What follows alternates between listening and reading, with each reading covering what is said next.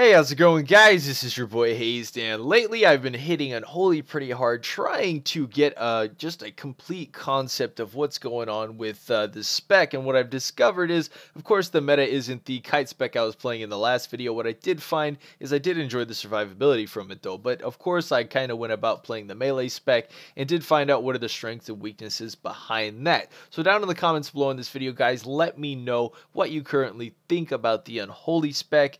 And anyways, guys, let's jump into this video and talk about current 7.1 Unholy.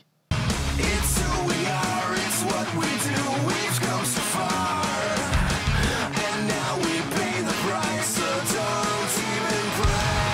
The world is breaking down, and I cannot leave the ground. There are two main specs I like to go ahead and play as Unholy. Now, the first one I'm going to be talking about is the melee version of Unholy.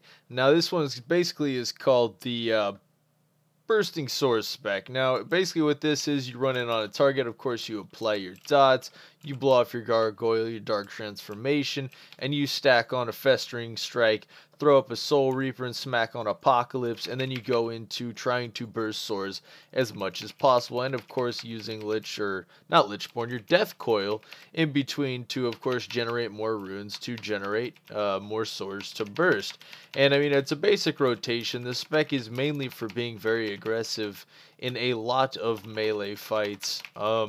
Pretty fun to play, but in my opinion, playing this spec is pretty comparable to playing a Frosty K. But in my mind, the damage is slower coming out, and it definitely peaks pretty good. The mechanical stability of Unholy in this spec is pretty strong when it comes to focusing targets with healers on them.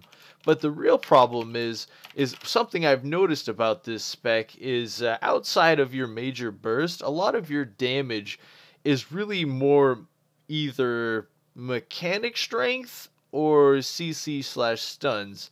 And it really relies on a good partner to get a lot of that damage out there during your downtime, because of course, how are you going to balance the major damage, of course, with crazy necrotic stacking going on at the same time? It would definitely be kind of hard to do that. And one of the things I've found is, of course, during downtimes, when it comes down to 1v1 in a melee, I almost feel like I'm at the loss when it comes to 1v1ing a lot of bursty comps, because a lot of comps and a lot of classes really are bursty at the moment, and Unholy DK takes a little bit to actually, of course, ramp up to maximum damage. And a lot of the times that I'm going into battlegrounds, let's say with this spec as the melee spec without a healer, I catch myself going into combat trying to maximize some pressure and getting smacked down really, really fast sometimes, almost like I was playing Frost, of course, with a slower burst, maybe like playing the breath spec without getting runic power or something. It's just I found out like trying to maximize the melee spec without a healer, it was really tough to do. And that kind of leads me to my next spec. Now, if I was going to play this melee spec in battlegrounds and stuff like that in duels, I probably wouldn't do that. The only time I'd probably play this spec mainly is in threes or if I had a healer. But let's talk about the next spec. The next spec is, of course, the range spec that you saw me playing in the last video, where I go Ebon Fever to, of course, maximize my dot damage very fast. I take Epidemic so I can maximize, of course, on that dot damage. I go Clawing Shadows to, of course, make our hit ranged instead of being melee, which, of course, I got to replace a macro on my bar real quick to actually make that work. And as you can see my macros right now, guys, you guys actually told me I needed to do this, reminded me I needed to do this. Basically create a focus macro for, of course, like Clawing Shadows and, of course, Clawing Cleaver within my pet, making it maximize damage instead of course, letting him use it on his own. So thank you for that, guys. I kind of almost completely forgot about that stuff. It was a bit ridiculous. But anyways, getting back to the kiting spec. It's pretty fun spec. I do enjoy actually playing this one better than the other spec for the most part, especially when it comes to BGs, because I can multi-dot targets and of course kite out by applying a ton of pressure and kiting away. So if it's like a really kind of a hit and miss fight where there's a bunch of DPS colliding together, the chances are I have a pretty good chance of surviving because I can come in, pop off a couple abilities, throw out my dots, and then kite back with Epidemic while going ahead and just, tossing death coils at people from a range. And of course, if I need to, I can stay way out here and hit them with death coils from way out here. And of course, just keep popping Outbreak if I need to pull out some more AoE pressure, and then smacking on that Epidemic again.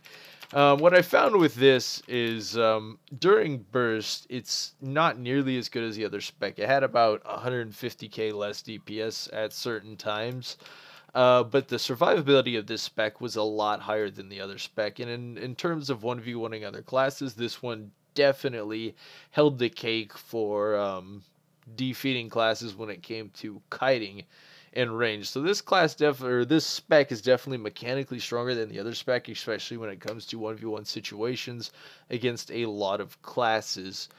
And as for pumping out damage with this spec, it's just a lot safer. It feels a lot safer. At least to me, it does, compared to the other spec. In BGs, of course, without a healer with this spec, I wouldn't recommend doing arena on it at the moment. I wouldn't recommend doing many duels, or I actually would recommend duels. And if you were gonna play double DPS as in a holy, you may have to contemplate which spec you're using. If you have a lot of survivability in your 2v2 comp, you may be able to use the other spec, but as if you need to survive, this may be the way to go. But this is the way I kind of feel on Unholy at the moment. The burst is really good. Their mechanical kind of side of things is very beefy, but their damage outside of major burst is definitely lacking to the point that I feel like you have to have another partner to make your consistent damage threatening on an Unholy DK. Um, Maybe if like a good priest or something, of course, like an offensive healer or something would work really well. I could see in arena, but outside of that, I almost don't see people wanting to play Unholy at the moment because it's almost like a watered down Frosty K. I mean, even going back to the melee spec that we were running just a little bit ago, I can show you guys exactly what I mean. I can take Epidemic, move it over here. Actually don't have that anymore. Got to replace Claws again. And now look at my spec. Now these are basically my three main attack abilities down here in the left hand corner. Now remember Frost, what we got? We got Obliterate as number 3, we got Frost Strike as number 2, and we got Howling Blast as Scourge Strike.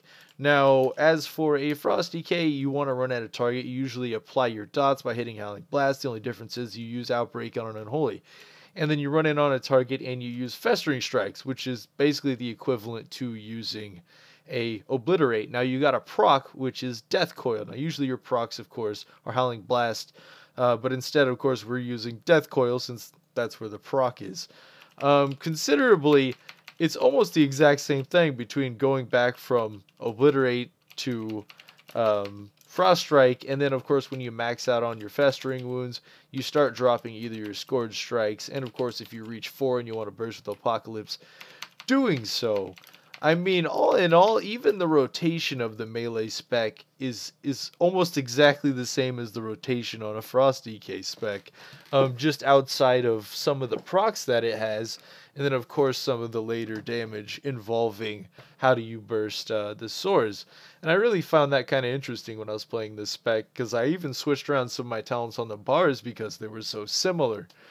But all in all, I can't wait to actually compare the 7.1.5 PTR abilities to what they are currently in the 7.1, because I'm really not satisfied with what's going on with Unholy. Like after doing that and seeing how much amping up time it takes, and not having good healers in some battlegrounds, having good healers in some battlegrounds, compared to having the kiting spec in different situations.